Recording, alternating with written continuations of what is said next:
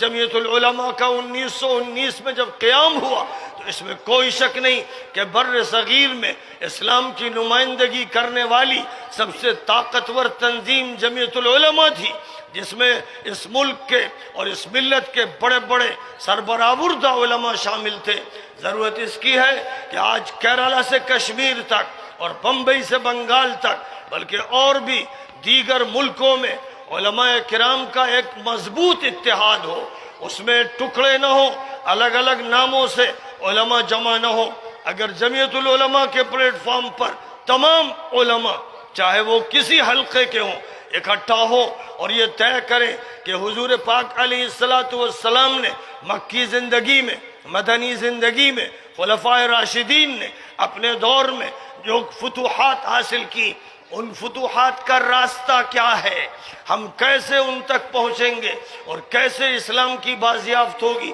اور کیسے دور اول شروع ہوگا، اگر اس کے لیے سر جوڑ کر بیٹھا جائے اور جمعیت العلماء اپنے ابتدائی دور کے کام کو پھر سے زندہ کر دے تو میں سمجھتا ہوں کہ وہ امت مسلمہ کے لوگوں کے لیے امید کی ایک کرن ہوگی۔ کاش کہ یہ ہو جائے، لیکن بہرحال آج ملی کونسل بھی ہے اور مجلس مشاورت بھی ہے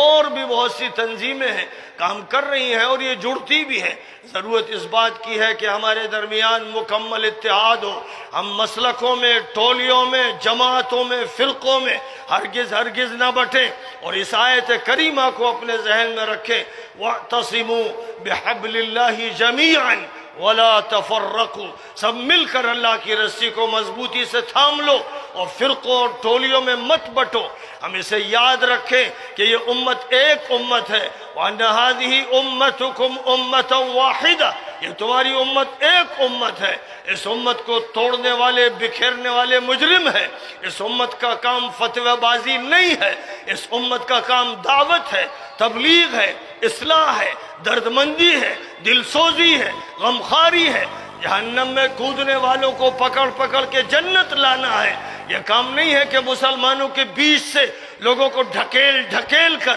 جہنم میں بھیجا جائے۔ یہ نبی پاک کی سنت کے خلاف، یہ قرآن کے خلاف ہے۔ حضور پاک علیہ السلام کافروں سے کہتے تھے کہ ہلموا الیہ، ہلموا الیہ، میری طرف آؤ،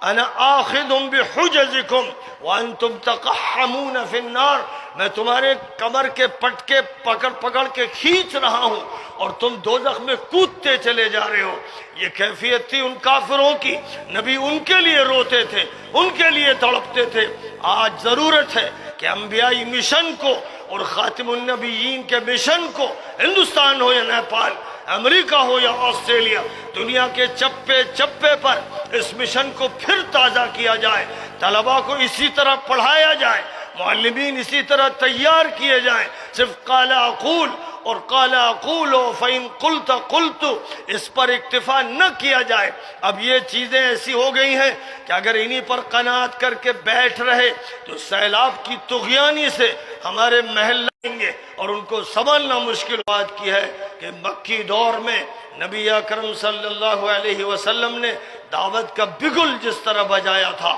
اور مدینہ منورہ میں اسلامی تمدن کی جس طرح داغ بیل ڈالی تھی، آج وہ کام بڑے حوصلوں کے ساتھ، بڑی امیدوں کے ساتھ مسلمانوں کو بھی انجام دینا ہے۔ اللہ تعالی ہم سب کو اس کی توفیق عطا فرمائے اور ہمارے بزرگوں نے، ہمارے بڑوں نے، ہمارے اسلاف نے جو کام کیے ہیں، اللہ تعالیٰ ان کاموں کے لیے جانشین فراہم کرے، نائبین فراہم کرے، ایسے نوجوان فراہم کرے، ایسے خلف فراہم کرے جو سلف کی یادیں تازہ کر دیں۔ اس کی اس امت کو سب سے زیادہ ضرورت ہے۔ انہی چند باتوں پر اکتفا کرتے ہوئے میں اپنی بات ختم کرتا ہوں۔ وآخر دعوانا ان الحمد للہ رب العالمین۔